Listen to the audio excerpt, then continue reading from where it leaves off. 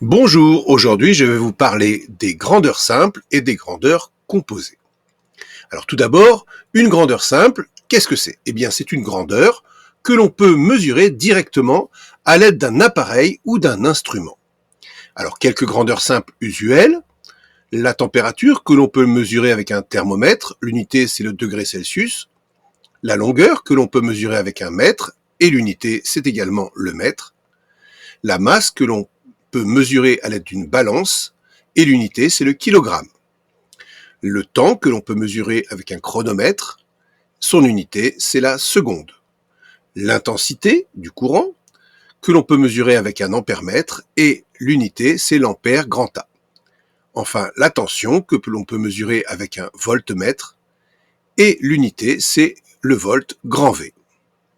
Alors, à l'aide de ces grandeurs simples, on peut fabriquer des grandeurs un petit peu particulières. Par exemple, si on multiplie une grandeur simple par une autre grandeur simple, eh bien on va obtenir, bien entendu, ce que l'on appellera une grandeur produit. Alors, quelques grandeurs produits classiques, l'énergie électrique. L'énergie électrique s'exprime en fonction de la puissance et du temps. L'unité sera le kilowatt-heure.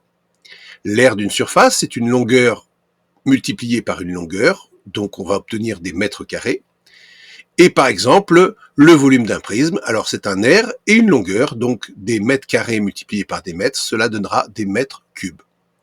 Mais l'on peut également diviser ces deux grandeurs.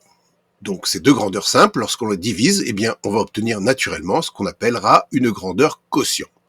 Alors quelques grandeurs quotient très classiques, la vitesse moyenne par exemple, qui s'exprime en fonction de la distance et du temps, et l'unité ça sera le kilomètre par heure, et non pas le kilomètre heure comme on l'entend fréquemment.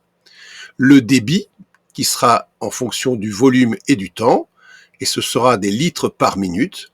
La densité de population, qui sera un nombre d'habitants et une superficie, on aura des habitants par kilomètre carré. Et enfin, la consommation d'une auto, qui sera en fonction de du volume et de la distance, par exemple, litres pour 100 km. Voilà quelques intérêts des grandeurs produits et des grandeurs quotients. À très bientôt pour une nouvelle vidéo.